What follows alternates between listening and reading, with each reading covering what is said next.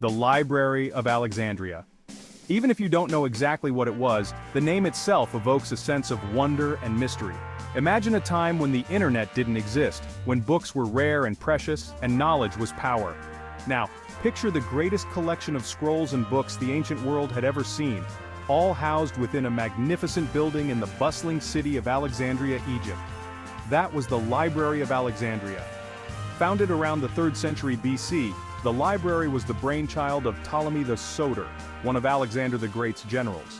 It quickly became a shining beacon of knowledge, attracting scholars and thinkers from all corners of the ancient world. But the library wasn't just a massive storage unit for scrolls. It was a vibrant hub of learning and discovery, home to a community of scholars who dedicated their lives to expanding the boundaries of human knowledge. They say knowledge is power, and the Library of Alexandria was a testament to that. It was a place where texts from different cultures were translated and preserved, fostering an environment of intellectual exchange and debate. The library was also a center for scientific research and innovation, where scholars documented their findings and shared their knowledge with the world. In many ways, the Library of Alexandria was the heart of the ancient world's intellectual life, a symbol of humanity's quest for understanding and enlightenment. So, what made the Library of Alexandria so special, in a word scale? But it wasn't just the sheer number of scrolls that made it extraordinary. At its peak, it's estimated that the library housed hundreds of thousands of scrolls, covering subjects from philosophy and mathematics to astronomy and medicine. This vast collection represented the pinnacle of human knowledge at the time. Imagine the collective wisdom of the ancient world gathered in one place. It was a beacon of learning and enlightenment. The library was home to works by some of the greatest thinkers in history. It was a sanctuary for intellectuals and scholars. We're talking about original manuscripts by the likes of Euclid, Archimedes, Socrates, Plato, and Aristotle, just to name a few. These were the minds that shaped the foundations of Western thought and science. These were the rock stars of the ancient academic world, and their writings were the building blocks of Western civilization. Their ideas and discoveries influenced countless generations. But it wasn't just about the big names. The library also preserved works from lesser-known scholars, ensuring a diverse range of knowledge. The library was also a treasure trove of knowledge from across the known world. It was a melting pot of cultures and ideas.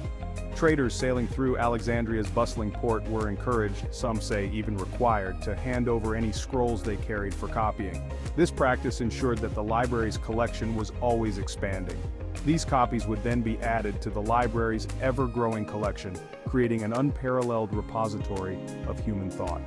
The Library of Alexandria was truly the greatest repository of ancient wisdom, a beacon of knowledge for all time.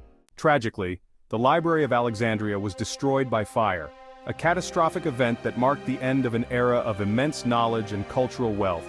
The exact circumstances surrounding its destruction are still debated today, shrouded in mystery and speculation. Scholars and historians have long pondered over the various accounts and theories that attempt to explain this monumental loss. Some historians believe the fire was a deliberate act of destruction, a casualty of the many conflicts that engulfed the ancient world. Wars and invasions often led to the burning of cities, and the library could have been an unintended victim of such chaos. One popular theory points the finger at Julius Caesar, a figure whose actions have been scrutinized for centuries. Legend has it that during his campaign in Egypt in 48 BC, Caesar found himself trapped in the harbor with his fleet ablaze. In a desperate attempt to save his ships, he ordered the burning of the enemy fleet, which inadvertently set the city on fire. The fire is said to have spread to the city, ultimately reaching the library. This account, while dramatic, paints a vivid picture of the chaos and destruction that might have led to the library's downfall. While this story makes for a dramatic tale, many historians now believe the library's destruction was a more gradual process, with multiple fires contributing to its demise over time. This theory suggests a series of unfortunate events rather than a single catastrophic incident. Another theory suggests that the library suffered a slow decline due to a lack of funding and political instability. As the political landscape of Alexandria shifted, so did the priorities of its rulers, leading to the neglect of this once great institution. As the Roman Empire tightened its grip on Alexandria, the library's importance as a center of learning waned.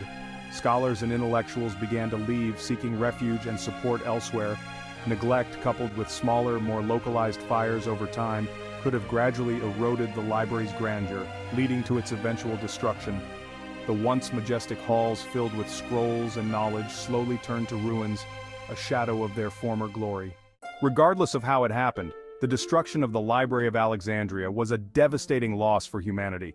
Imagine a fire consuming the Library of Congress or the British Library today. The amount of knowledge lost is simply unimaginable.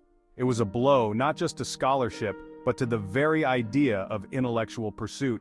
The immediate aftermath of the fire must have been heartbreaking for the scholars and citizens of Alexandria. Centuries of accumulated knowledge gone up in smoke. It's hard to fathom the sense of despair they must have felt, witnessing the destruction of such an irreplaceable treasure. The loss of the Library of Alexandria created a void in the intellectual landscape of the ancient world. Scholars were cut off from vital sources of knowledge, and the pursuit of new discoveries was undoubtedly hindered. It's like hitting the reset button on centuries of progress.